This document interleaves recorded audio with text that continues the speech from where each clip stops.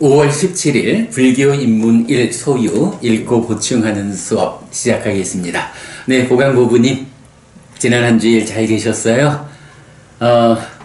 안내해드렸지만 그저께가 부처님의 날이었습니다. 그래서 우리는 또 그저께 새벽에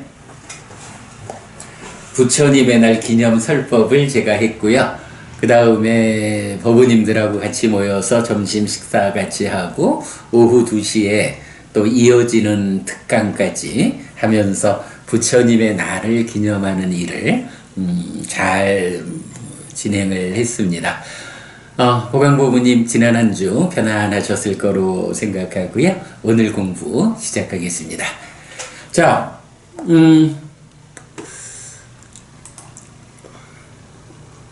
믿음과 계와 보시와 지혜라고 하는 네 가지 법으로 구성된 경들 우리가 공부하고 있고요. 그 가운데 이제 지난주 그 두 번째 수업했는데 간단하게 좀 돌아보겠습니다. 자, 지난주 수업입니다. 불교 입문 1 소유 220510 믿음, 계, 보시, 지혜 2번 창의적 불자 and 균형 잡힌 생계. 믿음, 계, 보시, 지혜의 네 가지 법은 공덕을 쌓고 유익을 쌓고 행복의 자량이 되는 것입니다. 용례경들은 이 법들이 어떤 가르침과 연결되어 있는지 주목해야 하는데, 지난 수업에 배운 사람의 행위경은 세상에서 얻기 어려운 네 가지 법을 얻는 방법과 법답게 얻은 재물을 경우에 맞게 사용하는 방법입니다.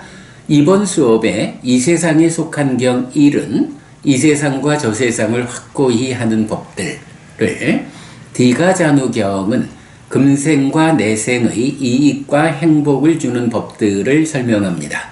특히 불교 신자는 바른 가르침에 의지하여 창의성을 가지고 업무를 수행해야 한다는 점과 균형 잡힌 생계의 중요성을 강조하였습니다. 라고 지난 수업 정리했거든요.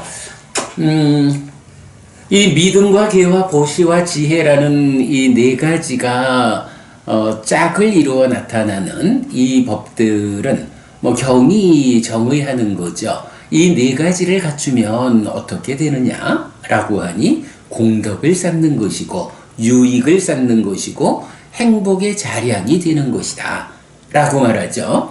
그럴 때 경이 그렇다고 해서 이 믿음, 계, 보시, 지혜라는 네 가지 법을 딱 꼬집어 놓고 이게 무엇다 라고 그거 설명하는 경우로 나타나지를 않는 거죠. 어떤 주제를 가지고 부처님 법을 설하시는데 그 주제의 한 부분으로 이 네 가지 법이 나타나는 거죠. 그래서 용례 경들을 공부할 때는 이 네 가지 법이 어떤 다른 가르침과 연결되어서 이 경에 나타났느냐 하는 부분을 주목해야 한다라는 거고요.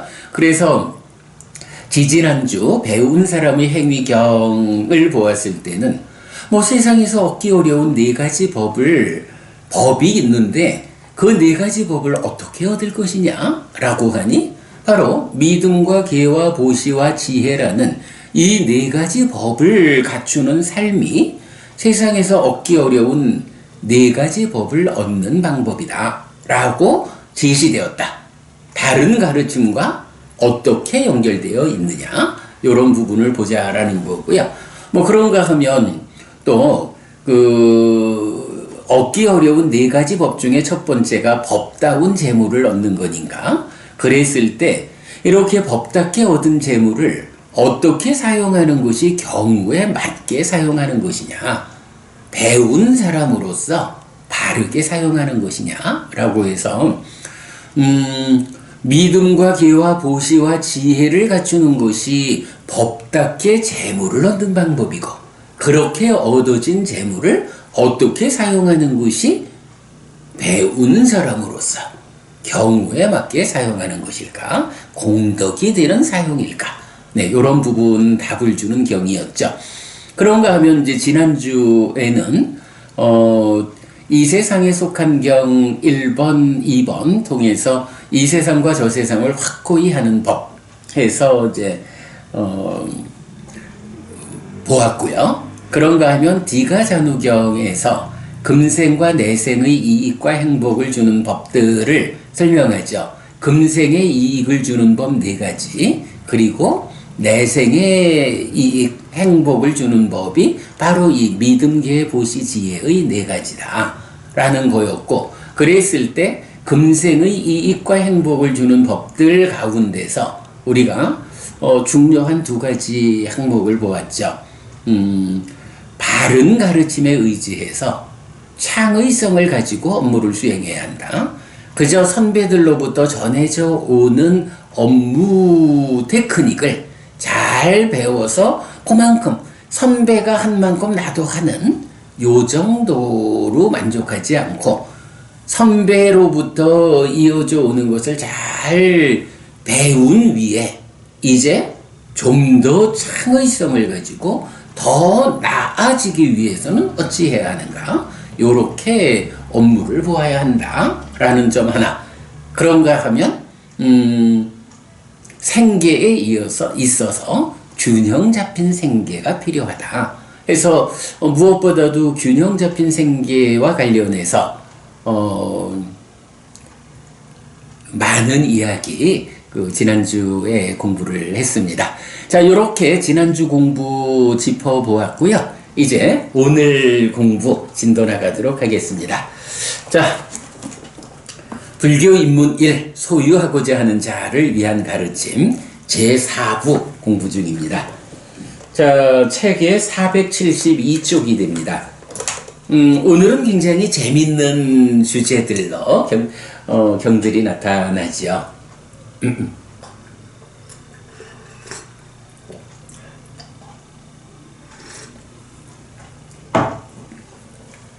자, 472페이지 6번 안구따라 니까야 둘의 모음의 33 내지 42 평등한 신품입니다. 자, 이 품에서 이제 요 주제가 한 가지로 나타나는 건데요. 요 주제는 기본적으로 부모님의 은혜는 갚기 어렵다라고 해서 효에 대한 불교의 입장을 알려주고 있어요. 사실은 불교가 이렇게 깨달음을 지향하고 자기 자신의 행복이 무엇보다도 선행하는 이제 이런 관점에서 볼 때 불교는 부모님에 대한 효도라는 관점에서는 어떤 입장을 가지고 있을까라는 부분을 좀 살펴볼 필요가 있죠. 사실 효와 관련해서는 이제 제일 유명한 게 부모 은중경 이렇게 나타나죠. 그러나 부모 은중경은 이제 대승불교가 중국에 와서 인도에서 원래 대승불교 안에 있었던 경도 아니고 중국에 와가지고 중국에서 만들어진 경이다 라고 알려져 있죠. 그러니까 한국 불교의 많은 신자들의 입장에서는 부모 은중경이 부모님의 은혜를 새기게 하는 좋은 교재가 되는 것은 사실이지만, 그러나 부모 은중경 자체가 부처님이 직접 설한 가르침은 아니다 라는 부분을 우리가 또 놓치면 안 되지요. 자, 그러면 대표적으로 효를 말하는 부모 은중경이 부처님 말씀이 아니라면 이제 부처님 말씀 가운데서 효라는 부모님에게 효도해야 한다 라는 이 가르침은 어떻게 나타나고 있는가 라는 게 이제 이 평등한 신품에서 중심 주제가 되고 있어요. 자, 그래가지고 이제 그 가운데 최상의 은혜 갚음, 부모님에 대해서 최상으로 은혜를 갚는다 라고 하면 그게 그대로 부모님께 효도하는 거죠. 뭐 부모님께 효도하는 게 뭐 다른 겁니까? 길러주고 세상을 만나서 살아갈 수 있게끔 가르쳐 주신 부모님의 은혜에 대한 그 고마움을 드리는 게 사실은 이렇게 봐야죠. 자, 그래서 최상의 은혜 갚음이라는 것이 믿음, 계, 보시, 지혜가 없는 부모님에게 이 네 가지 법을 갖추도록 부추기는 것. 이렇게 이제 경은 중심으로 말하고 있는데, 자, 일단 경 보겠습니다. 비구들이여, 나는 두 사람에게 쉽게 보상하는 은혜를 갚는 것을 말하지 않는다. 어떤 두 사람에게인가? 어머니와 아버지이다. 비구들이여, 100년의 수명을 가지고 100년을 사는 사람이 한쪽 어깨에 어머니를 모시고 한쪽 어깨에 아버지를 모시고 두 분에게 향수를 뿌려드리고 머리를 감겨드리고 안마를 해드리고 사지를 주물러 드리면서 모신다고 해도, 그리고 두 분이 거기 어깨 위에서 똥오줌을 싼다고 해도, 그러나 비구들이여, 어머니와 아버지를 위하여 행한 바거나 어머니와 아버지를 위한 보상이 되지 못한다. 그리고 비구들이여, 어머니와 아버지를 붉은 보석으로 가득한 이 대지에 통치권을 가진 왕위에 모신다고 해도, 그러나 비구들이여, 어머니와 아버지를 위하여 행한 바거나 어머니와 아버지를 위한 보상이 되지 못한다. 그 원인은 무엇인가? 비구들이여, 어머니와 아버지는 자식들을 돌보고 양육하고 이 세상을 가르쳐 주는 등 많은 일을 한다. 그러나 비구들이여, 어떤 사람이 믿음이 없는 어머니와 아버지에게 믿음을 갖추도록 부추기고 서게 하고 확고하게 한다. 계를 경시하는 어머니와 아버지에게 계를 갖추도록 부추기고 서게 하고 확고하게 한다. 인색한 어머니와 아버지에게 보시를 갖추도록 부추기고 서게 하고 확고하게 한다. 지혜롭지 못한 어머니와 아버지에게 지혜를 갖추도록 부추기고 서게 하고 확고하게 한다.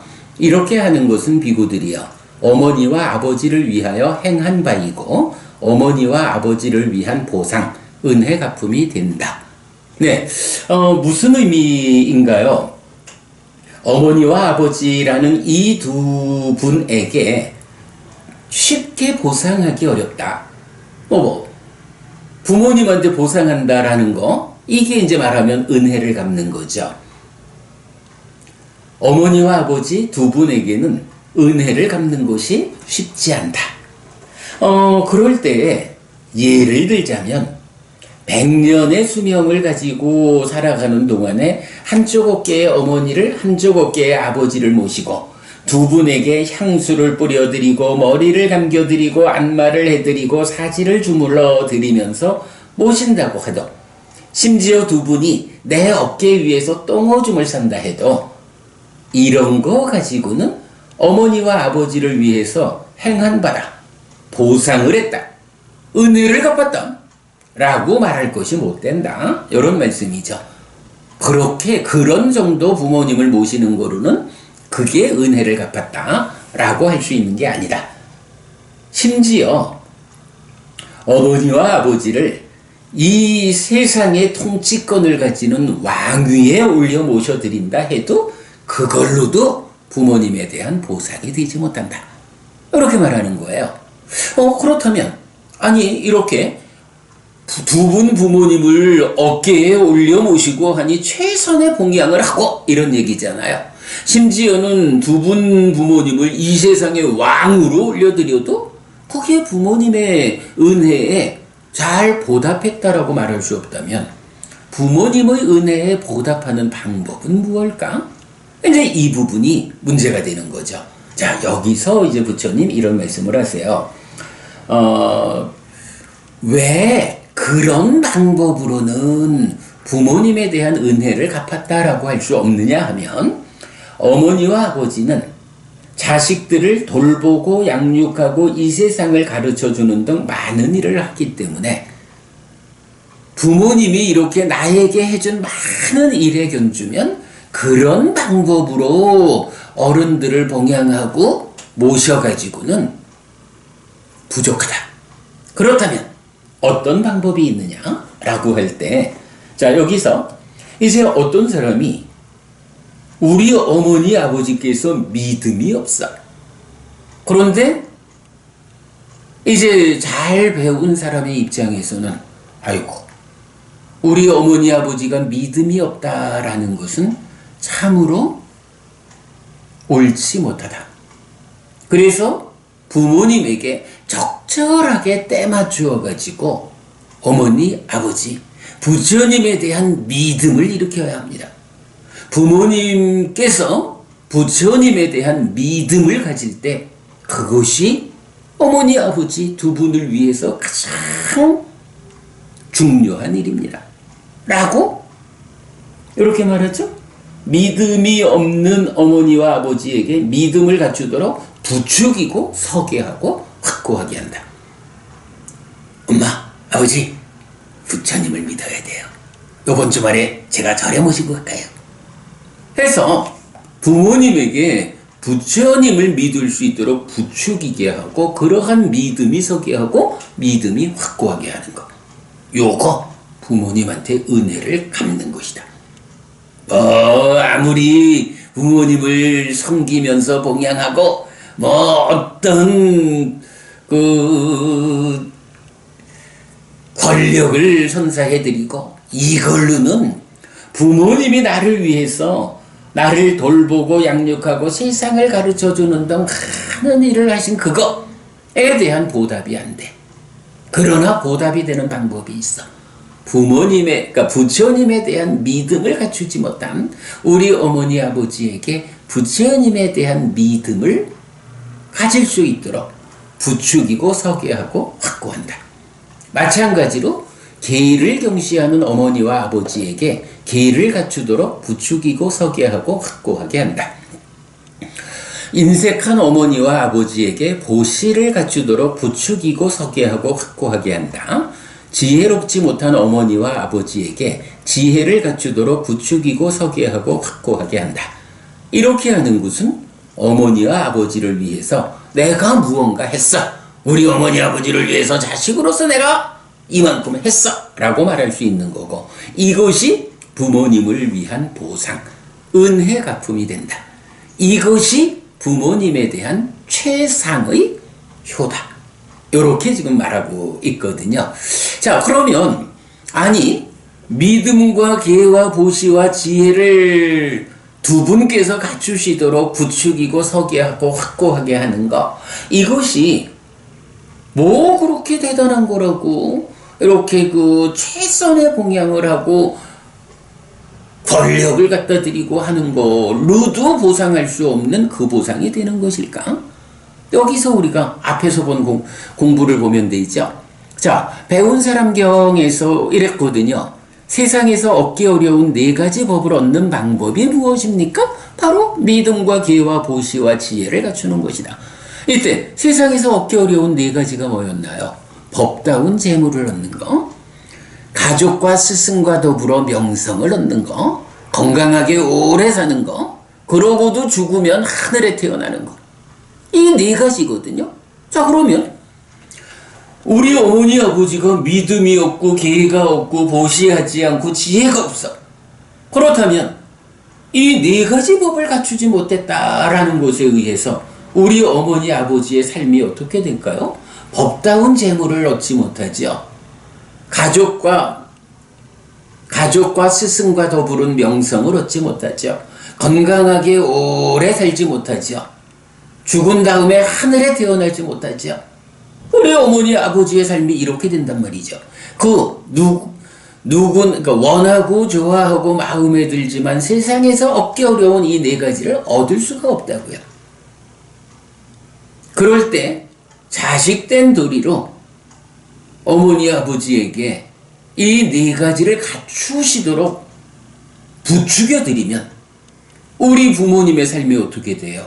우리 부모님께서 법다운 재물을 얻게 될 것이고, 친지와 스승과 더불어 명성을 얻을 것이고, 건강하게 오래오래 사실 것이고, 그리고도 돌아가시면 하늘에 태어나실 것이요.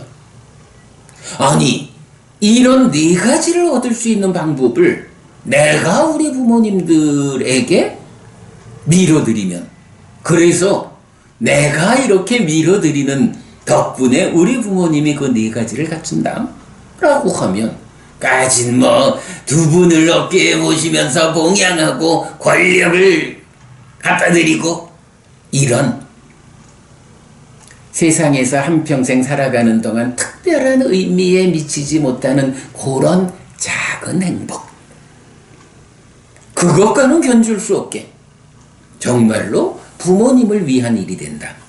그러므로 이것이 최상의 효다, 이렇게 말하는 거죠. 자, 그런가 하면 지난주에 보았던 이 세상에 속한 것경에서는 저 세상을 확고히 하는 법들이 바로 이 네 가지야. 부모님이라고 하면 일반적으로 특별히 불행한 사건이 아닌 한 부모님들은 나보다 먼저 돌아가실 거 아니에요. 그랬을 때 나보다 먼저 돌아가셔서 다음 세상에 태어나야 하는데, 그 태어남의 자리가 어디냐? 어디 갈지 어찌할까? 그러나 한 가지 확실한 건 있죠. 내가 우리 부모님들께 믿음과 계와 보시와 지혜를 갖추십시오 라고 부추겨서 서게 하고 확고히 해드리면, 바로 이 네 가지를 갖추는 그 힘이 저 세상을 확고하게 해준다. 하늘에 태어나서 행복한 삶을 내 부모님들이 사시게 된다, 이런 이야기죠. 그런가 하면 디가자누경에서는 뭐라 했나요? 내생의 이익과 행복을 주는 법이 바로 이 네 가지다 라고 해서, 어쨌든 나보다 먼저 돌아가실 우리 부모님들이 이 네 가지를 나 때문에 갖추게 되면, 그것을 갖춘 힘으로 우리 부모님들이 이렇게 살아서도 그 좋은 삶을 사실 것이고, 돌아가신 다음에도 하늘에 태어날 것이다. 저 세상을 확고히 할 것이다. 내생의 이익과 행복을 얻을 것이다. 이런 의미를 보면 이게 어떻게 두 분을 잘 모신다, 권력을 선물한다, 이런 것과 견줄 수 있겠어요. 그런 점에서 바로 이 네 가지를 우리 부모님들께서 갖추시도록 부추기는 것, 서게 하고 확고히 하는 것, 이 네 가지가 최상의 효도다. 사실 저는 제가 이제 대학을 마치고 회사에 들어갔고 갓 결혼했고 요랬을 때 이제 아버지가 돌아가셨고, 그야말로 제가 아는 게 없어서 아버지를 위해서 참 어떤 일도 해드리지를 못했다라고 생각이 들어요. 재작년에 어머니가 돌아가셨죠. 코로나 관계 때문에 이제 돌아가시기 직전에는 자주 뵈지도 못했지만, 코로나가 닥쳐오기 얼마 전에 제가 마침 그때 원주 선언을 마련해서, 그러니까 원주에서 2년을 사는 동안에 한 1년 정도를 이제 어머니를 자주 뵈러 갔었죠. 1년까지도 안 되지 코로나가 닥쳐와서 한 6개월 좀 자주 가서 뵀는데, 우리 홈페이지에 보면 그 어머니의 병상이라는 제목으로 제가 올려놓은 동영상이 몇 개 있어요. 제가 이건 말이 좀 조심스럽고 죄송하지만, 말하자면 사실 우리 어머니도 믿음과 계와 보시와 지혜라는 이 네 가지를 갖추신 분이었다라고 말하기에 좀 어렵죠. 살아 한평생 그야말로 학교 문턱에도 가보지 못하고 그렇게 성장하셔서 힘들게 5남매를 키워내시고 이런 과정에서 이렇게 믿음과 계와 보시와 지혜라고 하는 이 네 가지 법에 대해서 만날 수 없었던 이제 그런 삶을 사셨던 거죠. 제가 원주선언에 있는 동안에 그 코로나 올 때까지 몇 개월 동안 자주 어머니를 뵈러 가고 가면서 이제 제가 어머니한테 이제 요런 일을 조금씩 했어요. 그래서 부처님을 믿어야 합니다. 저 세상이 있다. 엄마, 죽는다고 끝이 아니거든. 엄마, 이제 이렇게 사시다가 뭐 얼마의 세월이 지나면 엄마도 돌아가셔야 되잖아. 그런데 엄마 돌아가신 다음에 아니 정말 가난한 집에 태어나가지고 가난하게 한평생 사시다가 고생하면서 한평생을 지나셨는데 다음 생에 또 이렇게 힘들게 살면 안 되잖아, 엄마.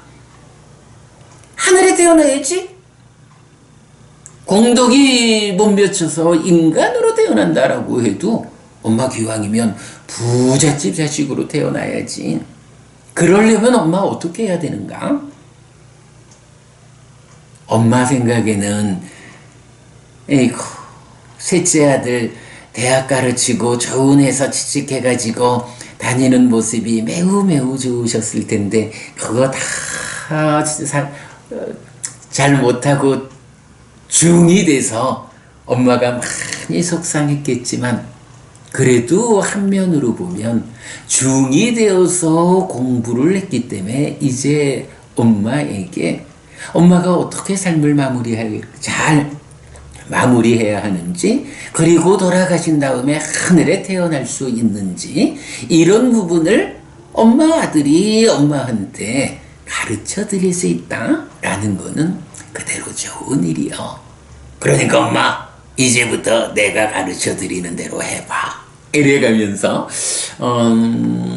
한동안 이제 어머니에게 그 부처님을 믿어야 합니다.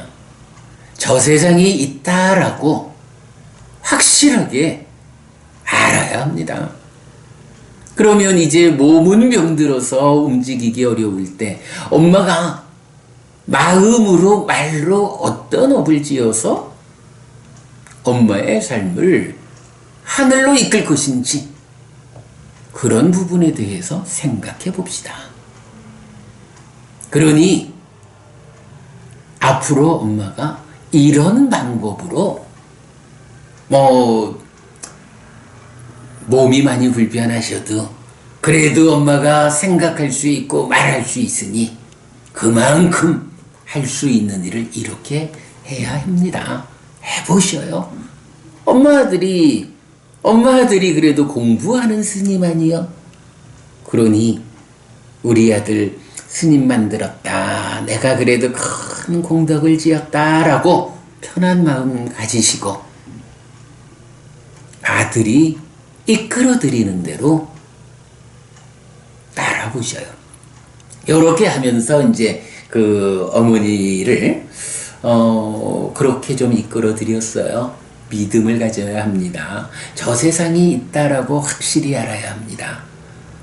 자애의 마음, 그저 누구를 보아도 같은 방에 계신 다른 분들에게도 그래, 그대가 행복하면 좋겠어. 그대가 아프지 않으면 좋겠어. 라고 자비의 마음을 가질 거 일러드리고 이렇게 이제 몇 가지 방법으로 어머니가 돌아가시기 전까지 의식이 있는 한 이런 삶으로 한평생 삶을 마무리하셔야 합니다. 라고 이끌어드렸는데 굉장히 좋아하셨죠. 또 옆에 계신 분들이 굉장히 부러워하셨죠. 아이고, 저 아줌마는 아드님이 스님이어가지고 와서 이렇게 죽은 다음에 하늘에 태어나는 방법도 가르쳐주고 좋겠다 하면서 부러워하셨죠.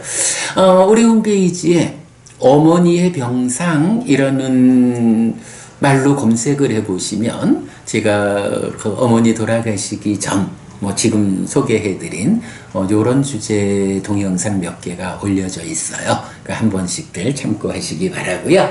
자, 뭐 이제 그런 측면으로 보면 저는 우리 어머니에게 믿음을 갖추도록 부추기고 소개하고 확고히 했고, 계를 5개를 말씀드렸죠. 계에 대해서, 그리고 보시에 대해서. 뭐 지금 병원에 계시면서 달리 보시할 게 없다면 그저 옆에 계신 분들한테도 행복하라고 말해주고 아프지 말라고 말해주는 이러한 말씀 자체가 그들을 위한 보시가 됩니다. 그리고 저 세상은 있다라고 확실히 아는 가운데에 좋은 세상에 태어나기 위해서 마음을 기울이십시오. 지혜입니다. 이런 이야기 제가 어머니를 위해서 해드렸지요. 사실 뭐 아버지가 제가 공부되기 전에 돌아가셔서 아버지를 위해서 참 아무 일도 해드리지 못한 것이 마음에 걸리고요. 그래도 그나마 늦게나마 제가 공부를 좀 했기 때문에 어머니가 돌아가시기 전에는 어머니를 위해서 요만큼의 일이라도 제가 해드렸다라는 걸로 그나마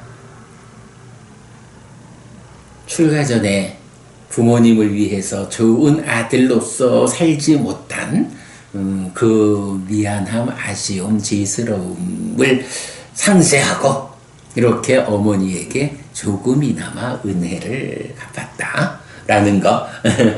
여러분 사실 이런 부분 우리 좀 잘 새겨야 하는 주제입니다. 네, 부모님한테 어떻게 은혜를 갚을 것인가? 이런 방법이 있다.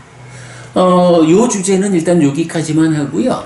우리 홈페이지에 보면 제가 불교의 효라는 제목으로 글을 올려놓은 게 있어요.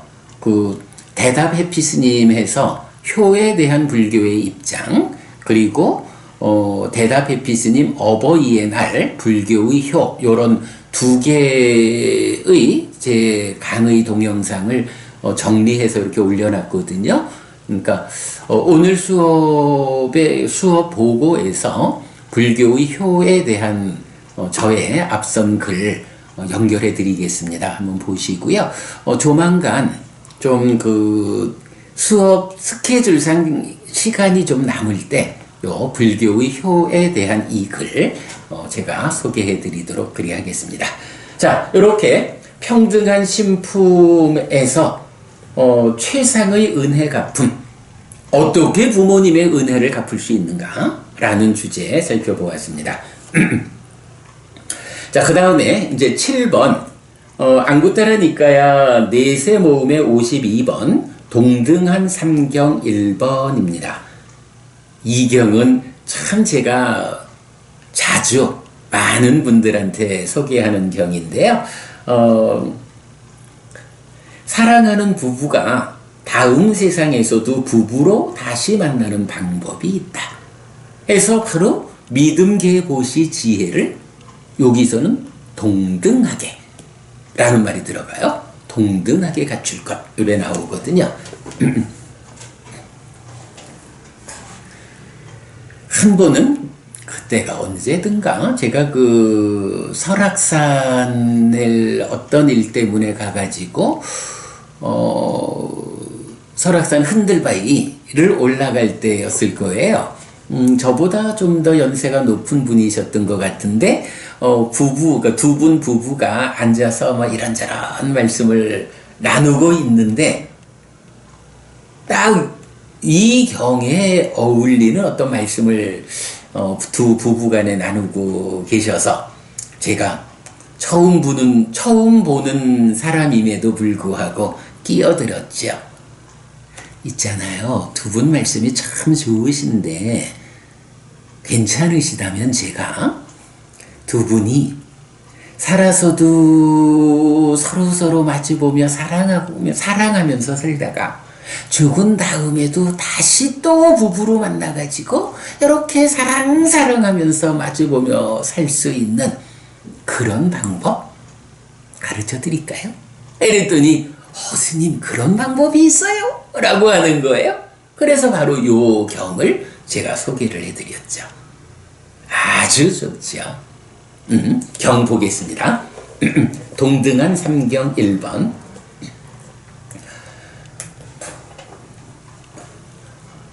한곁에 앉은 낙골라삐따 장자는 세존에게 이렇게 말했다.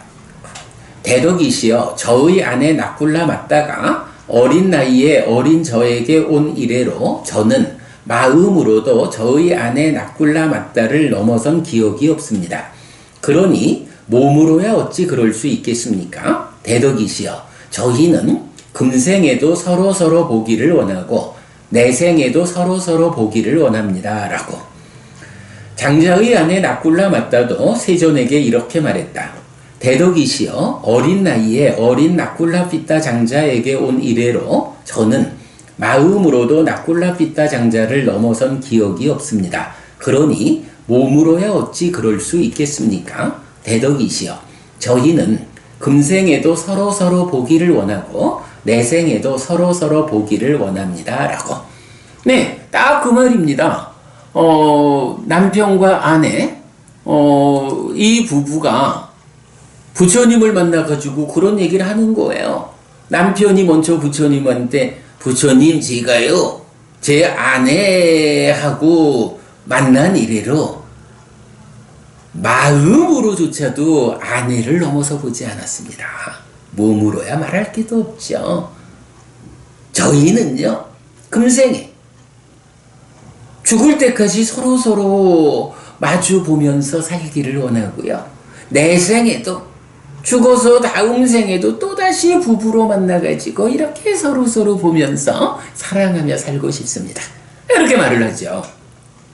그랬더니 그 말을 듣고는 아내가 똑같이 나서가지고, 부처님, 저도요, 어려서 이 사람을 만난 이후로 마음으로조차도 이 사람을 넘어서 보지 않았어요. 몸으로야 말할 것도 없죠. 저도 이 사람처럼 살아서도 서로서로 마주보면서 죽을 때까지 같이 살다가 다음 생에 또다시 부부가 되어가지고 이렇게 서로서로 마주보는 삶을 살고 싶어요. 이렇게 말하는 거예요. 이런 이야기를 하면 이제 법회 때 우리 법우님들이 막 웃어요. 웃으면서 하시는 말씀이, 스님도 살아봐요. 그런 말이 나올까? 아시다시피 저는 안 살아봤나? 저도 살아봤죠? 그래서 사실은 우리 법우님들이 말씀하시던 스님도 살아봐요. 그런 말 나올까? 라는 말씀이 어떤 의미인지 저도 알아요. 알아요, 저도. 그런데 말이죠. 사실은 부부가 혹자들은 전생의 원수였던 사람들이 부부로 만난다, 이런 얘기까지도 하면서 그 부부 간에 서로 다툼이 있고 좀 미운 마음을 억제해가면서 같이 애새끼들 때문에 마치 못해 함께 산다는 이런 표현을 하면서 살아가고는 있지만, 사실은 그게 부부관계가 꼭 그런 것일까? 아니에요. 경에는 전생의 원수가 부부로 만난다라는 말 저는 아직 못 봤어요. 어디에 있는데 제가 못 본 건지, 없어서 제가 못 본 건지, 아마도 경에 없는 것 같아. 저는 아직 못 봤는데, 부처님 말씀으로는 전생의 원수끼리 부부로 만난다, 이런 얘기 아닌 것 같아요. 애들 때문에 어쩔 수 없이 부부로 살아간다? 법우님은 어떨까요? 보강 법우님은 어떠실까 모르겠네. 만약에 가능하다면 이렇게 자식 때문에 어쩔 수 없이 부부관계를 유지해가는 이런 부부로 살기를 원합니까? 아니면 지금 경에서 말하듯이 서로서로 마주보면서 살다가 죽은 다음에 또다시 부부로 만나가지고 다시 또 서로서로 마주보면서 사랑스럽게 살아가는 이런 부부로 살기를 원하십니까? 사실은요, 이게, 여러 가지 이유. 사실은 우리 부부라고 하는 더 큰 나 이전에 작은 나를 우선하는 뭐 요런 그 삶의 과정 때문에 부부관계가 뭐 그렇게 설명되고 있지만 여러분 우리 잘 생각해 보자고요. 가능하다면 어떤 삶을 선택할까? 애들 때문에 마지못해 부부로 살아가는 그런 삶을 선택하겠습니까? 아니면 정말로 없으면 못 살 것 같은 이렇게 죽을 때까지 서로 마주보며 사랑하다가 심지어는 죽은 다음에 또다시 다음 생에서도 부부로 다시 만나서 그렇게 사랑하는 삶을 사는 그런 부부로 살고 싶은지. 여러분 이거 생각해보면 사실은 간단해요. 우리가 그렇게 살아내지를 못하니까 그렇지 살아낼 수만 있다면 그런 방법이 있다면 누가 서로 간에 다투고 애들 때문에 마지못해 부부로 살아가는 뭐 요새 뭐 쇼윈도우 부부 이런 얘기도 합니다만은 그런 부부로 살기를 원하겠어요. 기왕이면 가능하다면 방법만 있다면 그저 한순간도 떨어지기 싫은 너 없으면 나 어떻게 사니? 하루도 당신 없이는 살 수 없는 이런 부부관계를 함께 한다면 그보다 더 행복한 삶이 어디 있을까? 현명한 사람이라면 당연히 방법이 있다면 그런 선택을 하겠지요. 그러니까 우리 부부님들이 웃으면서 스님도 한번 살아봐요 그런 말 나오나? 공감해요. 그러나 우리가 불교를 배우는 부처님의 제자가 되어서 부처님을 뒤따라 살겠노라고 공부하는 이유는 뭔가요? 그런 배우지 못한 보통 사람들의 일반적인 삶을 답습하지 않고 부처님 덕분에 내가 부처님이 이끄는 그런 더 행복한 삶을 살겠다라는 이런 이유 때문에 우리가 불교 신자고 부처님을 따라 배우는 거잖아요. 이제 그런 관점에서 우리가 이 주제를 봐야죠. 방법이 있을까? 정말로 내가 그동안에는 내 남편, 내 아내하고 좀 소원함이 있었는지 몰라도 이제 부처님에게서 방법을 배울 수 있다면 그래서 내가 이제부터라도 정말로 사랑하고 너무너무 이 사람과 함께하는 삶이 행복한 그런 삶을 살 수 있도록 바꿔가야죠. 자, 거기에 대한 답을 경이 줍니다. 자, 부부가 와서 이렇게 이제 부처님한테 여쭤봤어요. 이제 부처님 답변입니다.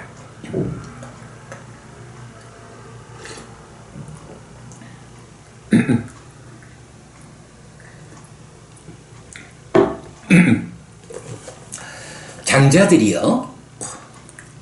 여기서 이제 장자들이여라는 거는 장자를 부르면서 복수로 말하는 거예요. 그러니까 장자가 여러 사람 있다라는 게 아니고 나꿀라삐따 장자와 그의 아내 나꿀라마따 두 사람을 함께 부를 때 경은 이렇게 장자들이여라고 부르고 있죠.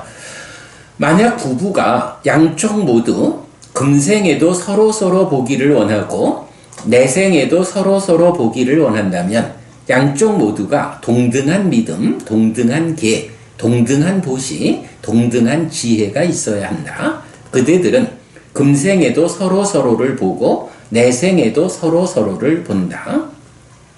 그리고 이제 개성을 보세요. 양쪽 모두 믿음이 있고 아낌없이 베풀고 제어되고 법답게 생활하는 그 부부는 서로 사랑스럽게 말한다. 그들에게 여러 가지 이익이 있고 편안함이 생긴다. 양쪽 모두 계를 가진 그들에게 적들의 불만족이 있다. 동등하게 계를 지키는 두 사람은 이 세상에서 법을 행한 뒤에 신들의 세상에서 기뻐하고 소유의 삶을 원하는 그들은 즐거워한다. 자, 이렇게 개성까지 읊어주는데, 자, 이제 부처님의 답변. 그렇게 사랑하는 부부로 살아가는 방법이 무엇냐라고 하니 바로 지금 우리가 공부하는 이 네 가지 법, 믿음과 계와 보시와 지혜라는 이 네 가지 법을 부부간에 동등하게 갖춰라. 사실 이제 이 네 가지 법이라는 게 사실은 믿음을 가지고 살아간다, 믿음을 가지고 행위한다, 믿음 위에서 업을 짓는다라는 개념이죠. 계를 갖추고 업을 짓고, 보시를 갖추고 업을 짓고, 지혜를 갖추고 업을 짓는 거거든요. 업에는 어떤 성질이 있나요? 내가 어떤 업을 짓느냐에 따라서 그 업에는 과와 보가 따르는 법칙성이 있잖아요. 그럴 때 같은 업을 지으면 같은 과와 보가 따라오죠.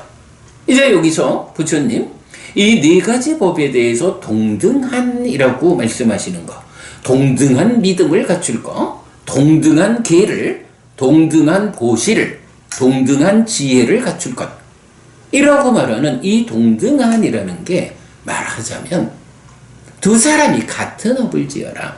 같은 업을 지어서 같은 과와 보가 생겨나게 하라. 그것이 사람 평생 서로 마주보며 사랑하며 살다가도 죽은 다음에 또다시 부부로 만나서 그런 삶을 이어가는 방법이다. 이렇게 말씀하시는 거예요. 간략히 말해볼까요? 부부가 동등한 믿음을 갖추어라 라고 하는 거 뭔가요? 우리는 서로 믿음이 있어요. 나는 부처님을 믿는데 내 아내는, 내 남편은 교회를 다녀요. 하나님을 믿어요. 사실은 이런 부부들도 많이 있죠. 믿음이라는 거는 견해거든요. 견해는 행위의 씨앗이 되거든요. 견해가 다르다, 믿음이 다르다라면 두 사람의 업이 달라지죠. 업이 다르다라고 하는 것은 살아있는 가운데에서도 두 사람의 차별을 만들고 죽은 다음에는 자기가 각각 지은 업에 따른 과와보의 법칙성으로 다음 세상에 태어나서 또 그 삶을 이어가죠. 그러니까 부부간의 믿음이 다르다, 종교가 다르다 라고 하면서 이런 부부가 되기를 원하는 것은 살아있는 동안은 어찌어찌 그렇게 살아볼 수 있을지 몰라도 다음 생에 다시 부부로 만나서 이런 것은 기대하기 어렵다라는 거고요. 두 번째, 동일한 계를 지니자라고 하는 거, 제가 신자니까 그냥 5계를 갖추는 삶이면 되죠. 그래서 부부가 함께 생명을 해치지 않는 삶을 함께하고, 주지 않는 것을 가지지 않는 삶을 함께하고, 음행에서의 삿됨, 그러니까 바람피지 않는 거 함께하고, 거짓을 말하는 일, 거짓을 말하지 않는 일 함께하고, 술을 마셔서 방일해지는 이런 일을 하지 않는 거, 이렇게 5가지 삶의 기준, 5계를 지닌 삶을 함께 실천하는 거예요. 사실 이거는 노력 여하에 따라서는 누구나 할 수 있는 일이죠. 그래서 부부가 물론 이런 일을 함께 하려면 부처님이 제정해주는 5가지 기준, 5계를 배워 알아야 되죠. 그러기 위해서는 믿음이 선행하는 거죠. 믿음 이에 부처님 가르침을 배워서 5계를 지닌 삶을 두 사람이 동등하게 함께 실천한다 라는 거죠. 이어서 동등한 보시. 저는 이제 이 동등한 보시에서는 늘 이렇게 제가 설명을 해요. 이제 부부간에 함께 살다 보면 이제 이런 일들이 종종 있죠. 남편이 아내 보고 여보, 내 요번 일요일 날은 봉사활동을 좀 갔다 올 겁니다. 네, 저기 갔다 올게. 당신 좀 푹 쉬어요. 이러면 아내가 좋은 일입니다. 가서 봉사활동 많이 해서 공덕을 좀 짓고 복도 많이 쌓아가지고 오세요. 그러면 내가 김치찌개 맛있게 끓여놓고 당신 오면 맛있는 식사 준비할게요. 뭐 이래 해가지고 남편이 가서 봉사활동하고 오도록 받쳐주는 것도 좋은 방법이죠. 역으로 아내가 여보 나 오늘 봉사활동 갑니다 라고 하면 아내가 뭐 한 여자가 남편을 두고 봉사활동을 가냐 나랑 있지 뭐 요래 무지하지 말고 보내주는 거 좋지요. 당신 다녀오면 내가 집안 청소도 좀 해놓고 맛있는 거 내가 한번 솜씨발휘 해볼게 이래 해주면 더 좋겠죠. 그러나 사실은 그거보다 더 좋은 방법이 있다는 거예요. 당신 봉사활동 가요? 나 오늘 별일 없는데 우리 같이 갈래? 해서 남편이 가는 봉사활동이든 아내가 가는 봉사활동이든 짝 맞춰서 부부가 함께 간다고 해서 싫어하는 모임이 있겠어요? 두 사람이 손 붙잡고 같이 가는 거야. 같이 가서 봉사활동하는 이런 보시를 하는 거죠. 같이 가서 봉사활동하고 와가지고 저녁에 귀가가 늦어가지고 두 사람 라면 끓여 먹고 자면 또 좀 어때? 두 사람이 오늘 함께 손잡고 가서 이런 봉사활동을 했다? 보시행을 실천하고 왔다. 그 자체가 얼마나 행복하고 좋아요? 이렇게 동등하게 보시하라. 꼭 이런 봉사활동만도 아니죠. 때로 우리가 이번에 절에 보시를 좀 합시다. 아니면 저쪽 고아원이 됐든 어디든 도움을 필요로 하는 곳이 있으니 우리가 그쪽에 후원을 좀 합시다 라고 할 때 남편의 이름이나 아내의 이름으로 제각각 하지 말고 얼마의 돈을 보시를 하든 후원을 하든 거기에 두 사람 이름 같이 적어가지고 우리 두 사람이 함께 후원합니다. 함께 보시합니다. 이렇게 하는 거. 동등하게 보시하는 거죠. 이런 방법으로 두 사람이 함께 보시를 실천하라. 함께하는 보시의 행위를 통해서 이 보시에 따르는 공덕이 함께할 것이다. 이런 공덕행의 과와 보가 함께할 것이다. 이렇게 말하는 거죠. 그리고 네 번째로 같은 지혜를 갖춰라 라고 하는데 이 부분 지혜가 필요하면 뭐니 해도 공부를 해야 되잖아요. 제가 신자가 공부를 하는 방법이 책을 보면서 할 수도 있고 이렇게 우리처럼 함께 공부하는 자리에서 방송으로 함께 공부할 수도 있고 아니면 어느 절에 법회가 있다라고 하면 법회에 참석하는 방법도 있고 그런 방법으로 공부를 해서 부처님 가르침을 배워나가면서 지혜가 갖추어지잖아요. 그럴 때 갔다 와 이렇게 말하지 말고 같이 갑시다 해서 두 사람이 손 붙잡고 같이 갈 수 있으면 이게 동등하게 지혜를 갖추는 삶이죠.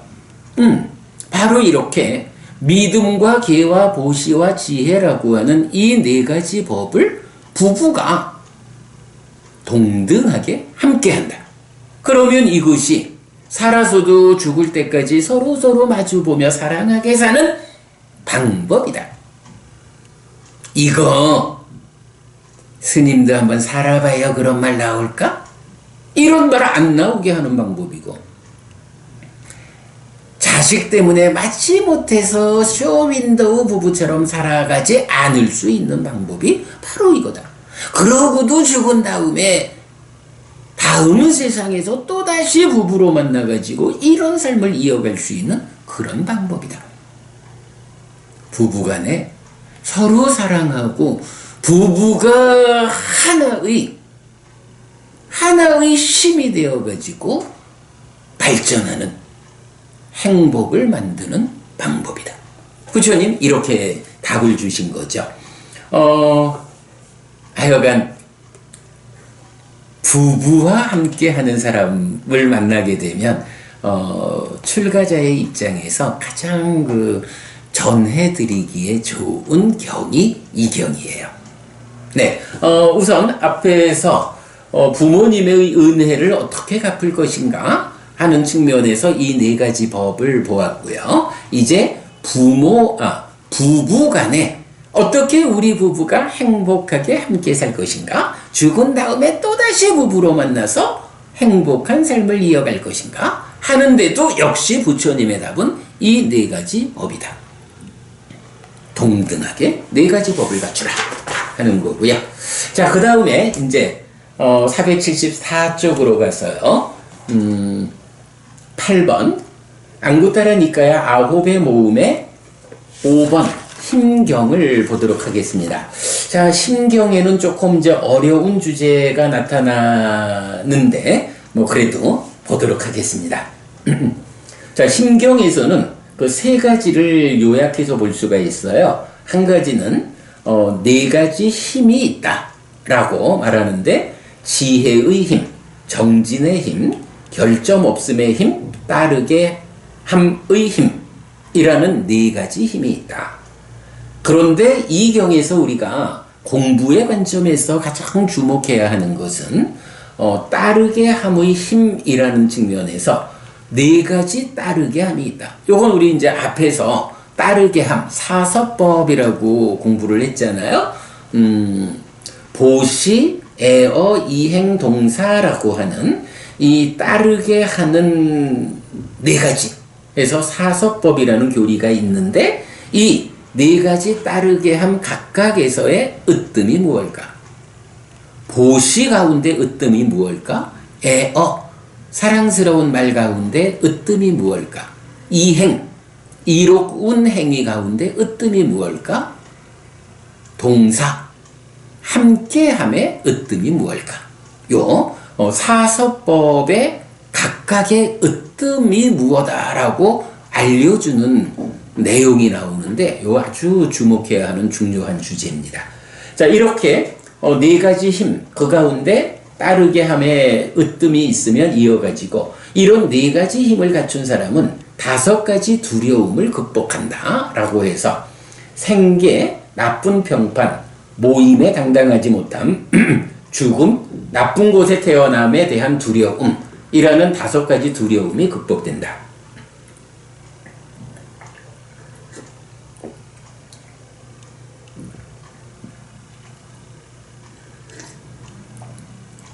경의 말씀이니까 당연히 맞는 말씀이겠지만 생각해보면 제가 신자가 이렇게 지혜와 정진과 결점 없음과 따르게 함이라는 네 가지 힘을 갖추고 세상을 살아가면서 생계를 걱정할 일이 있을까?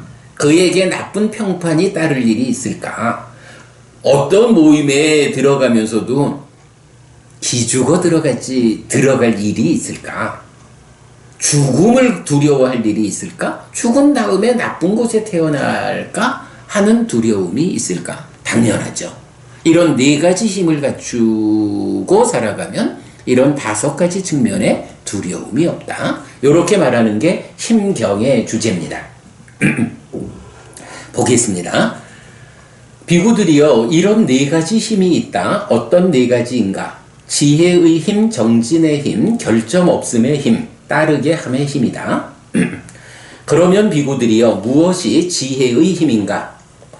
유익하고 유익하다고 동의된 법들, 무익하고 무익하다고 동의된 법들, 결점이 있고 결점이 있다고 동의된 법들, 결점이 없고 결점이 없다고 동의된 법들, 나쁘고 나쁘다고 동의된 법들, 좋고 좋다고 동의된 법들, 실천해야 하고 실천해야 한다고 동의된 법들, 실천하지 않아야 하고 실천하지 않아야 한다고 동의된 법들, 성자에게 어울리지 않고 성자에게 어울리지 않는다고 동의된 법들, 성자에게 어울리고 성자에게 어울린다고 동의된 법들은 지혜에 의해서 알려지고 이해된다. 이것이 비구들이요, 지혜의 힘이라고 불린다. 자, 보니까 이렇죠. 여러 가지로 부처님 설명하고 있지만, 한마디로 말하면, 이것은 좋은 것이고, 이것은 나쁜 것이다. 라고, 어떤 기준 위에서 좋은 것일까, 나쁜 것일까, 이 부분을 구별하는, 그 능력을 말하죠. 지혜가 있으면 이렇게 이것은 좋은 것이고 이것은 나쁜 것이다 라는 것을 구분할 수 있게 된다. 이것이 지혜의 힘이다 라고 하는데, 여기서 이제 우리가 한 가지 봐야 할 게, 우리가 지혜에 대해서 이제 뭐 대표적으로 뭐 자라남 줄어듦 이제 이렇게 나오지만, 그렇죠. 배운 사람의 행위경에서는 그 5가지 장애와 관련해서 좀 다른 서술도 나왔죠.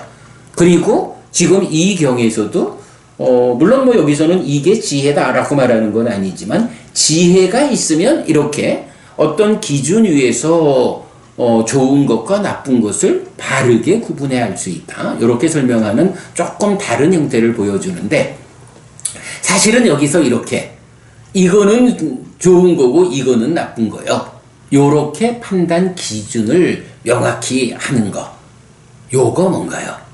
우리가 수행 이야기를 할 때 그런 이야기 하죠. 사띠 삼빠잔냐라고 해서, 사띠라는 것과 바른 암, 그래서 여기 바른 암이라는 게 정지, 옳고 그름의 판단, 이렇게 우리가 해석을 하고 있잖아요. 그래서 사띠 삼빠자나라고 하면 한 단계에서는 삼빠자나 까리라고 해서 옳고 그름을 판단하면서 행위한다 라고, 지금 내가 하는 행위가 올바른 행위인가 잘못된 행위인가, 괴로움을 만드는 행위인가 행복을 만드는 행위인가, 내가 해야 하는 바 어떤 기준에 맞는 행위인가 어긋난 행위인가, 이제 요렇게 옳고 그름을 판단하는 거 삼빠잔냐라고, 정지, 바른 알미라고 부르는데, 이것도 지혜의 한 가지다 이렇게 말하잖아요. 지금 여기서 보면 지혜의 힘이라고 하는 게, 이런 지혜를 갖추면 이러하다. 여기서 이 지혜는 이제 삼빠잔냐, 정지, 바른 암, 옳고 그름을 바르게 판단할 수 있는 힘, 요런 지혜를 갖추면 이렇게 유익한 건지 무익한 건지, 결점이 있는 건지 결점이 없는 건지, 이런 부분들을 정확하게 판단해서 내 삶에서 괴로움을 초래하지 않게 된다. 네, 요렇게 말하는 거죠. 이게 지혜의 힘이다. 삼빠잡냐, 바른 알미라고 하는 지혜의 측면을 말하고 있다. 이렇게 보시면 되겠고요. 자, 그 다음에 그러면 비구들이여 무엇이 정진의 힘인가? 무익하고 무익하다고 동의된 법들, 결점이 있고 결점이 없다고 동의된 법들, 동의된 법들, 나쁘고 나쁘다고 동의된 법들, 실천하지 않아야 하고 실천하지 않아야 한다고 동의된 법들, 성자에게 어울리지 않고 성자에게 어울리지 않는다고 동의된 법들을 버리기 위해서 관심을 생기게 하고 노력하고 힘을 다하고 심을 돌보고 애쓴다. 유익하고 유익하다고 동의된 법들, 결점이 없고 결점이 없다고 동의된 법들, 좋고 좋다고 동의된 법들, 실천해야 하고 실천해야 한다고 동의된 법들, 성자에게 어울리고 성자에게 어울린다고 동의된 법들을 얻기 위해서 관심을 생기게 하고 노력하고 힘을 다하고 심을 돌보고 애쓴다. 이것이 비구들이여 정진의 힘이라고 불린다. 요거 보면 어떤가요? 앞에 지혜의 힘을 우리가 요거 삼빠잡냐, 바른 알미라고 불리는 지혜다. 이 지혜를 갖추면 이렇게 좋은 거 나쁜 거 옳고 그름에 대한 바른 판단을 하게 된다 그랬잖아요. 그런데 지금 정진의 힘에서는 뭐라고 하나요? 바로 뭐 무익한 거 이래 나와서 안 좋은 거, 그릇된 거를 버리기 위해서 관심을 생기게 하고 노력하고 힘을 다하고 심을 돌보고 애쓴다. 요거 뭔가요? 옳고 그름을 판단해 보니까 아, 이거는 옳은 것이 아니다 라고 판단이 되면 어떻게 해요? 그거 버리는 노력을 해야 된다. 그거 버리고 올바른 삶으로 돌아와야 한다. 이런 노력을 해야 된다. 요거죠. 이어가지고 유익하다고 뭐 이래 나오는 요건 뭔가요? 옳다고 판단이 되면 그 옳은 거는 더욱 유지 향상하기 위해서 노력해야 된다. 이런 의미를 지금 정진의 힘이 말해주고 있죠. 요거 우리 많이 들어본 얘기죠. 자, 우리가 사념처 수행 이러면은 그러니까 몸을 이어보면서 몸에 머문다.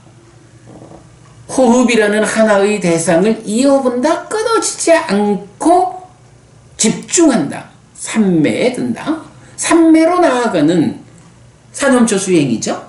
그런데 어떤 방법으로 이어봅니까? 라고 할 때 아따피 삼빠자노 사티마 라고 해서 일단 사티, 지금 내 마음의 현재 또는 마음이 뭔가 함께 어떤 일을 하고 있는지 발견해야 한다. 눈 떠야 된다.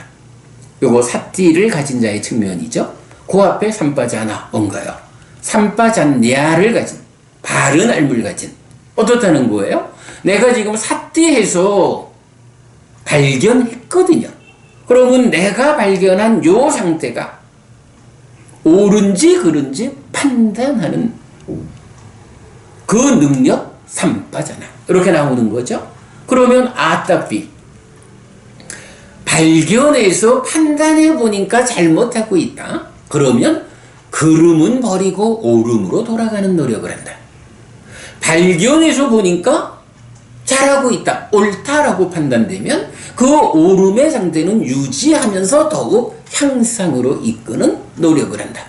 요게 사념처 수행의 구체적 테크닉이다 라고 제가 늘 말씀드리잖아요. 모든 불교 수행은 바로 이 방법. 아따피 삼빠자노 자티마, 대상에 대해서 눈 뜬다, 발견하고 자티, 그 발견된 상태가 잘하고 있는지 잘못하고 있는지 삼빠자나 판단하고, 잘못하고 있으면 버리고 옳음으로 돌아가고, 잘하고 있으면 그 잘하는 상태를 더욱 유지 향상하는 이런 노력을 한다. 아따피 삼빠자노 사티마. 바로 지금 요 이야기를 이경에서 해주죠. 지혜의 힘에서 바로 삼빠잔냐, 바른 알미라는 지혜를 말하고, 정진의 힘에서 아따비라고 하는 그름은 버리고 옳음으로 돌아가라, 옳음은 유지 향상하라, 이렇게 노력하라 라는 이런 정진을 말해주죠. 그래서 네 가지 힘 가운데 앞에 두 가지, 지혜의 힘과 정진의 힘이 이렇게 아따피 삼빠자노 사티마에서 뭐 눈 떠야 한다라는 건 뭐 당연하니까 그 사티마는 일단 좀 생략하고 지혜의 힘으로 옳고 그름의 판단의 기준을 명확히 확보해야 하는 지혜의 힘이고, 그리고 그렇게 노력하는 거 정진의 힘, 이렇게 말하고 있다라는 부분 보아야 하고요. 자, 그 다음에 이어서 그러면 비구들이여 무엇이 결점 없음의 힘인가? 여기 비구들이여, 성스러운 제자는 결점 없는 신업을 갖추고 결점 없는 구업을 갖추고 결점 없는 의업을 갖춘다. 이것이 비구들이여 결점 없음의 힘이라고 불린다. 결점 없다라는 것을 신구의 삼업 가운데 결점이 없으면 이것이 결점 없음의 힘이다. 뭐 우리가 늘 말하는 거지만 불교 한마디로 말하면 무엇입니까? 불교는 행위입니다. 이렇게 말하잖아요. 모든 것이 내가 지금 어떤 행위를 합니까? 어떤 삶을 살고 있습니까? 내가 지금 하는 행위가 어떤 업이어서 이 업에 어떤 과와 보가 뒤따르는 것입니까? 오직 행위다. 또 우리가 연기라고 말하지만 매 순간의 삶의 과정, 그 삶의 결과를 누적하면서 변화해가는 것이 나라는 존재잖아요. 결국은 삶의 중심은 업이죠. 행위거든요. 그래서 결점 없음의 힘이라고 말할 때는 이런 내 삶의 중심이 되는 업의 관점에서 신구의 삼업, 몸으로도 말로도 마음으로도 결점 없는 행위, 결점 없는 업을 짓는 거, 이것이 결점 없음의 힘이다. 이렇게 말하는 거죠. 뭐니 뭐니 해도 업입니다. 나는 업을 잇는 자입니다. 라는 거고요. 그러면 비구들이여 무엇이 따르게 함의 힘인가? 네, 따르게 함. 해서 이제 사서법이 나오는 거죠. 이 부분과 관련해서는 211페이지로 가시면 거기서 사무량심과 함께 사서법, 내적인 성숙과 관계의 성숙이라는 주제에서 관계의 성숙의 측면이 내 안으로 사무량심을 닫고, 마음이라는 것은 전달되는 게 아니니까 내 안으로는 자비희사 사무량심을 채우는 삶을 살면서 밖으로는 보시에어 이행동사라고 하는 네 가지 구체적 행위의 방법으로 내 안에 채워지는 자비희사의 마음을 드러내 전달하는, 네, 요 부분 관계의 성숙의 중심이죠. 네, 211페이지에서 참고하시고요. 자, 무엇이 따르게 함의 힘인가? 비구들이여 이렇게 이런 네 가지 따르게 함의 토대 사서법이 있다. 보시에어 이행동사. 비구들이여 법시가 보시 가운데 으뜸이다. 원하고 귀를 기울이는 자에게 반복해서 법을 설하는 것이 에어, 사랑스런 말 가운데 으뜸이다. 믿음이 없는 자에게 믿음의 성취를 위해 부추기고 들어가게 하고 확립하게 하고, 계를 경시하는 자에게 계의 성취를 위해, 이기적인 자에게 보시의 성취를 위해, 어리석은 자에게 지혜의 성취를 위해 부추기고 들어가게 하고 확립하게 하는 것이 이행, 이익을 주는 행위 가운데 으뜸이다. 예류자는 예류자와 사귀고, 일례자는 일례자와 사귀고, 불한자는 불한자와 사귀고, 아라한은 아라한과 사귀는 것이 동사 함께함 가운데 으뜸이다. 이것이 비구들이여 따르게 함의 힘이라고 불린다. 이것이 비구들이여 네 가지 힘이다. 라고 해서 따르게 함의 힘을 말하는데, 기본적으로 사서법 보시에어 이행 동사다. 그 가운데 보시 가운데 으뜸이 법시다. 자, 보시는 제시, 법시, 무외시 세 가지로 말하기도 하고, 또 경에서는 제시와 법시 두 가지를 말하기도 하거든요. 이렇게 제시와 법시라고 하는 물질적으로 베푸는 보시와 부처님 가르침을 전해주는 법시, 두 가지 보시가 있는데, 그 가운데 물질적으로 베푸는 것보다 부처님 가르침을 전해줌으로써 그가 스스로 자기의 삶을 향상할 수 있도록 이끄는 이러한 법시가 으뜸이다 라고 말하는 거고요. 이제 에어, 사랑스러운 말에는 그저 입에 꿀을 바른 듯 이렇게 이제 그 말을 예쁘게 하는 것도 필요하고 중요하지만, 그러나 사랑스러운 말 가운데 으뜸은 무엇냐 하면 원하고 귀를 기울이는 자에게 반복해서 법을 설해주는 것, 이것이 에어, 사랑스러운 말 가운데 으뜸이다. 그러니까요, 사랑스러운 말이라는 것은 누구에게나 이렇게 예쁘게 말하는 것도 있지만, 그 가운데 으뜸의 사랑스러운 말은 두 사람이 함께 있어야 돼요. 내가 어떤 말을 하고자 하는 것도 필요하지만, 듣는 사람 입장에서 이 사람이 나에게 부처님의 가르침을 전하고 있구나. 내가 이 사람에게서 부처님 가르침을 배워서 나도 부처님을 뒤따르는 사람이 되어야겠다. 향상해야겠다.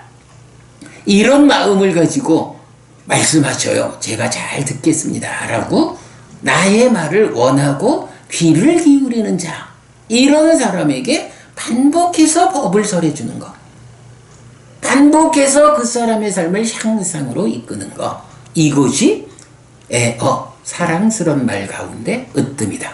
사랑스러운 말은 뭐 다 할 수가 있는 거지만 그 가운데 으뜸 가는 거는 참 중요한 거예요. 원하고 귀를 기울이는 사람, 이런 사람이 있어야 으뜸되는 애어를 행할 수 있다. 보강보부님, 제가 늘 보부님 이렇게 공부 함께 하실 때 함께 해주셔서 고맙습니다, 이런 말씀 드리는 것도 따지면 그런 거예요. 보강보부님께서 해피스님에게서 부처님 가르침을 들어야겠다 라고 원하고 귀를 기울여 주시니까 제가 벌써 1년 반이 넘는 이 오랜 시간 동안 반복해서 법을 설하고 있잖아요. 법부님께서 이렇게 듣고자 원하고 귀를 기울여 주시기 때문에 저는 애어라고 하는 사서법 가운데에 속하는 이 공덕이 되는 행위 가운데 으뜸되는 행위를 저는 할 수가 있죠. 고마운 이유죠. 이렇게 그 애어, 사랑스러운 말 가운데 으뜸은 원하고 귀를 기울이는 자에게 반복해서 법을 설하는 것이다 라고 말하고 있고요. 그 다음에 세 번째, 이행, 이익을 주는 행위 가운데 으뜸이 무엇냐 라고 하면, 요거 우리 앞에서 보았잖아요. 그 부모님한테 은혜를 갚는 방법이 뭐라고요? 믿음과 계와 보시와 지혜를 갖추지 못한 부모님에게 이 네 가지 법을 갖추시도록 부추기고 서게하고 확고하게 하는 것. 왜? 이 네 가지 법이 가지는 의미가 있잖아요. 힘이 있잖아요. 이렇게 부모님한테 은혜를 갚는 최선의 방법이 이것이듯이 누구와 함께 하더라도 그 사람을 위해서 내가 할 수 있는 이익을 주는 행위 가운데 으뜸은 바로 아직까지 믿음과 계와 보시와 지혜를 갖추지 못한 그 사람에게 이런 믿음과 계와 보시와 지혜라는 이 네 가지 법을 갖출 수 있도록 이끌어주는 것. 이게 부모님한테도 은혜를 갚는 최선의 방법이듯이 누가 됐든 간에 그에게 이익을 주는 최선의 행위를 내가 할 수 있는 방법이다. 누구에게든 바르게 믿음과 계와 보시와 지혜라는 이 네 가지 법을 갖추는 사람이 되도록 이끌어주자. 이익되는 행위의 으뜸이다. 이렇게 말하는 거고요. 그 다음에 이제 네 번째는 동사, 함께함 가운데 으뜸이다 라고 하는데, 사실 이제 이 동사라는 네 번째 항목은 좀 어려워요. 사실 제가 대학 다닐 때 뭐 불교 학생회 활동하고 그러던 때에는 우리 선배들한테서 들은 이야기는 그랬어요. 창녀를 구하고자 하면 창녀촌으로 들어가라. 내가 구해야 한다, 도와줘야 한다라는 그 사람이 창녀촌에 있다면 창녀촌으로 같이 들어가서 함께 살아가면서 그 사람을 건져내라. 이렇게 이제 동사에 대한 설명을 들었는데, 물론 그게 꼭 아니다라고 말할 건 아니겠지만, 일단 동사, 함께함 가운데 으뜸은 무엇냐라고 하면 경은 참 중요한 표현이에요. 예류자는 예류자와 사귀고, 일레자는 일레자와 사귀고, 불한자는 불한자와 사귀고, 아라한은 아라한과 사귀는 것. 이것이 함께함 가운데 으뜸이다 라고 말해요. 예류자는 누구예요? 이제 수행을 통해서 벗어남의 영역 초입에 들어가지고 이제 처음 성자의 영역에 오른 분들이죠. 그래서 이제 좀 더 힘을 내가지고 아라한을 성취하기 위해서 박차를 가해야 하는 이런 분인데, 이런 분에게 그 아라한으로 가기 위해서 가장 큰 힘이 되는 것이 무엇냐 하면, 같은 동기를 가지고 있는 예류자들끼리 함께 할 때 예리유자들끼리 서로 만나서 함께 할 때에 어떤 일을 하게 되나요? 보시오. 우리가 어서 서둘러서 어서 더 노력해가지고 아라한을 성취합시다. 라고 공동의 목표를 가지고 하나의 길로 힘을 보태주면서 나가죠. 그래서 예리유자는 예리유자끼리, 예리유자는 예리유자와 사귄다. 마찬가지로 일레자도 불안자도 아라한도 그러하다. 라고 말하거든요.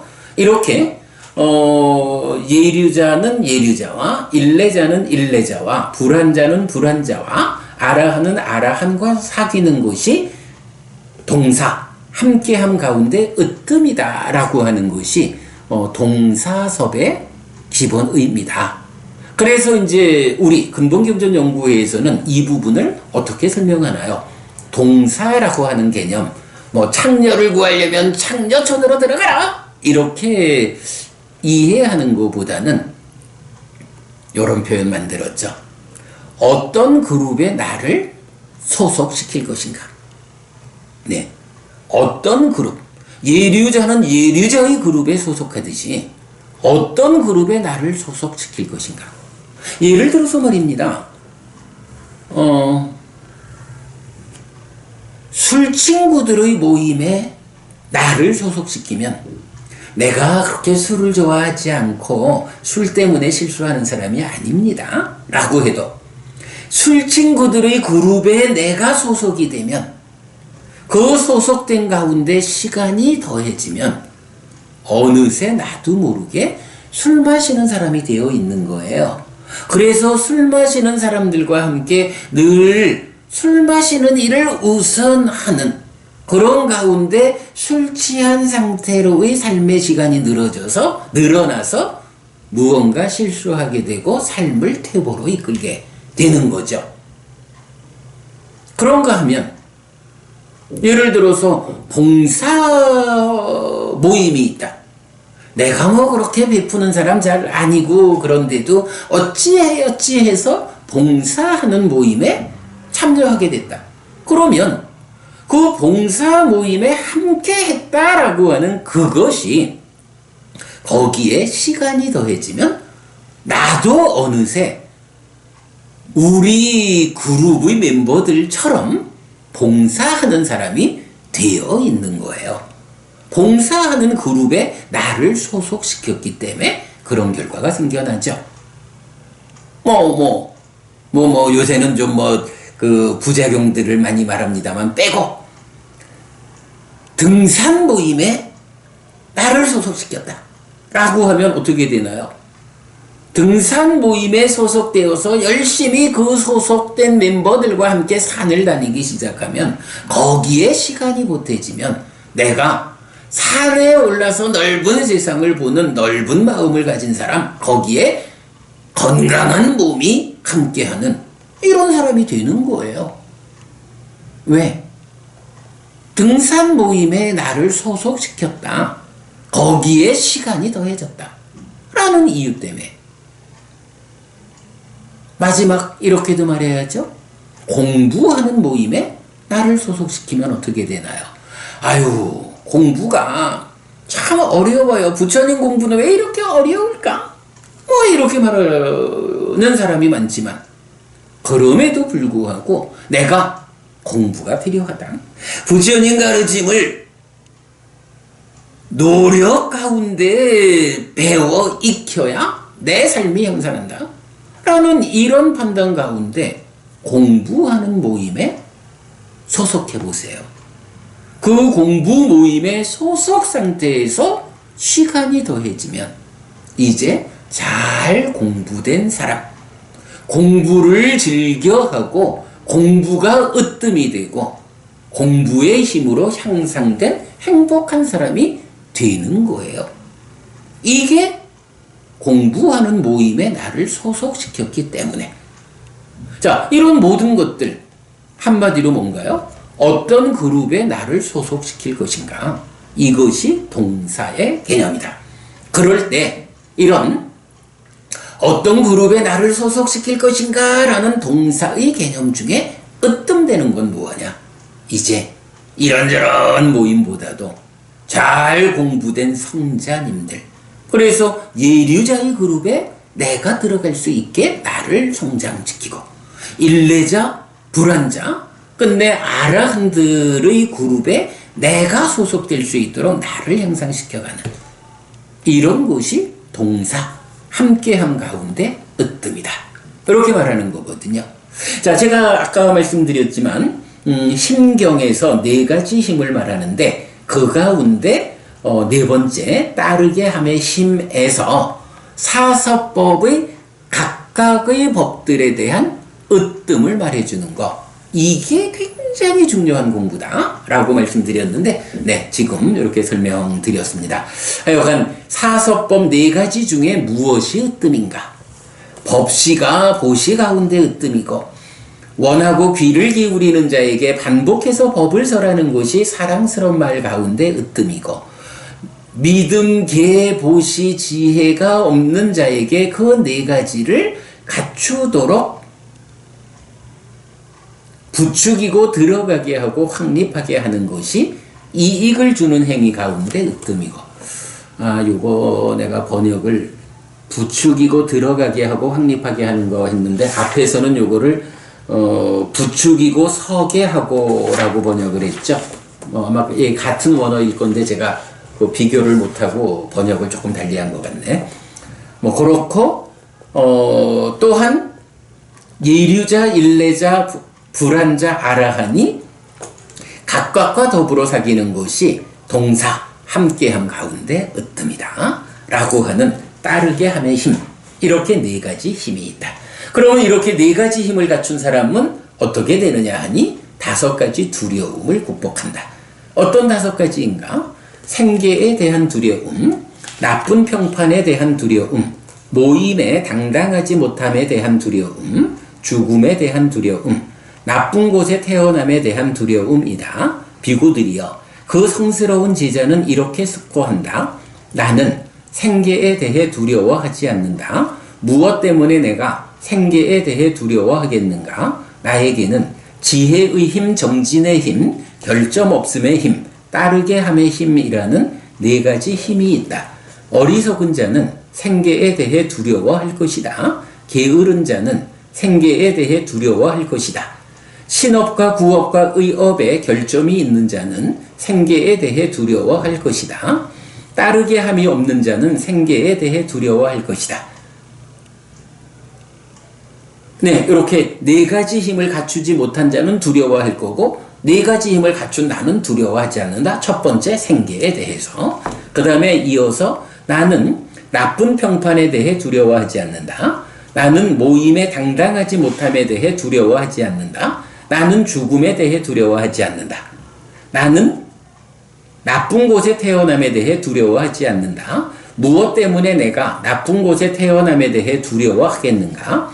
나에게는 지혜의 힘, 정진의 힘, 결점 없음의 힘, 따르게 함의 힘이라는 네 가지 힘이 있다. 어리석은 자는 나쁜 곳에 태어남에 대해 두려워할 것이다. 게으른 자는 나쁜 곳에 태어남에 대해 두려워할 것이다. 신업과 구업과 의업에 결점이 있는 자는 나쁜 곳에 태어남에 대해 두려워할 것이다. 따르게 함이 없는 자는 나쁜 곳에 태어남에 대해 두려워할 것이다. 비구들이여, 이런 네 가지 힘을 갖춘 성스러운 제자는 다섯 가지 두려움을 극복한다. 자, 여기서 필요 없는 말이겠지만,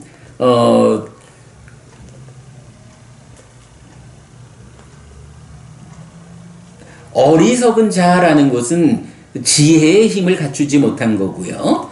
게으른 자는 정진의 힘을 갖추지 못한 거고요. 신업, 구업, 의업에 결점이 있는 자는 결점 없음의 힘을 갖추지 못한 자고요. 따르게 함이 없는 자는 따르게 함의 힘을 갖추지 못한 자, 이렇게 되는 거죠. 그들은 두려워할 거지만 이 네 가지 힘을 갖추었기 때문에 나는 두려워하지 않는다. 이런 이야기고요. 그리고 시간이 다 됐는데 우리 한 장 넘겨서 요 네 가지 법에 이제 마지막 한 가지가 남아 있어서 그거 제가 좀 읽어드리고 마치도록 하겠습니다. 저자 소회입니다.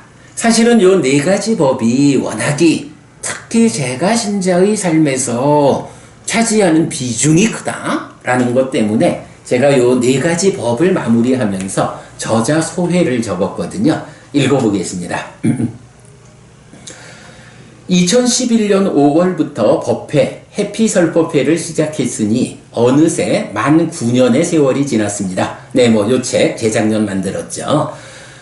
삶의 메커니즘의 규명을 통해 내가 세상을 만나는 이야기로의 불교의 틀을 분석한 세월이라고 할 것인데, 마음이 몸과 함께 세상을 만나는 과정의 어디에 어떤 문제가 있어서 괴로움이 생기는지 연기, 12연기, 고집, 그 문제의 자리에 어떻게 대응하면 중도, 팔정도, 고멸도, 괴로움이 소멸하는지 고멸을 이어서 사실, 진리인 사성제와 고와 고멸, 락의 원리 이치를 선언한 삼법인의 의미입니다. 그래서 해피 스님의 법회는 어렵다고 알려져 있습니다. 그리고 저도 난이도의 문제를 떠나 가르침의 진정을 찾아 드러내야 하는 역할에 스스로 만족한 세월이라고 해야 할 것입니다. 하지만 그 세월 동안 제가 가장 많이 설법한 주제는 아마도 여기에 소개한 믿음, 계, 보시, 지혜의 네 가지 법일 것입니다. 공부를 시작하던 때부터 제가 신자의 삶의 모델을 진정 위에서 제시하고자 했던 저에게 강하게 다가온 주제였기 때문입니다. 해피 스님의 새 출발 법회라는 이름으로 진행한 여러 번의 법회에서 또는 이리저리 만난 많은 사람에게 불교 신자라면 어떤 삶을 살아야 하는지에 대해 설명하였는데, 그 중심에 바로 이 주제들, 원하고 좋아하고 마음에 들지만 세상에서 얻기 어려운 법들을 얻는 방법, 금생과 내생에서 이익과 행복을 주는 법, 부모님의 은혜에 보답하는 법, 사랑하는 부부가 다음 세상에서도 부부로 다시 만나는 방법 등이 있었습니다. 그리고 몇 년 전부터 새롭게 접근한 주제로서 사서법의 동사를 어떤 그룹에 나를 소속시킬 것인가 라고 해석한 것도 빼놓을 수 없겠습니다. 그만큼 믿음, 계, 보시, 지혜의 네 가지 법은 불교 신자의 삶의 중심이 되어야 합니다. 그때 얻기 어려운 것을 얻고 이익과 행복을 만들며 부모, 자식, 그리고 부부로 구성되는 가족에게서도 화목한 삶이 보장됩니다. 그리고 나를 향상으로 이끄는 그룹에 함께함으로써 살아서도 죽어서도 삶은 더욱 귀해지는 것입니다. 그렇습니다. 그래서 법우님들의 삶의 중심에 바로 이 가르침, 믿음, 계, 보시, 지혜의 네 가지 법을 세우셔야 합니다. 라고 제가 저자 소회를 적었는데요. 보강부부님, 11년 전부터 시작한 법회, 해피설 법회를 재작년에 9년간 이어오면서 이런 소회를 적었는데, 그 후 2년이 지난 지금도 제 공부가 같은 맥락에서 이어오고 소회가 같다고 말할 수 있겠어요. 법우님 공감하실 수 있을 거예요. 네, 그렇습니다. 그러니까 법우님들의 삶의 중심에 바로 이 가르침, 믿음, 계, 보시, 지혜의 네 가지 법을 세우셔야 합니다. 네, 이런 말씀으로 오늘 공부 마치겠습니다. 하여간 믿음, 계, 보시, 지혜라는 이 네 가지 법과 관련한 모든 용례를 이렇게 3주간에 걸쳐서 공부했습니다. 아주 중요한 공부 함께 했는데 도움 되시기 바라고요. 네, 오늘 수업 이렇게 마치도록 하겠습니다. 고맙습니다, 여러분. 수고하셨고 여러분 덕분에 저도 제 할 일을 할 수 있었습니다. 감사합니다. 잘 계시다가 다음 주 다시 뵙겠습니다. 고맙습니다.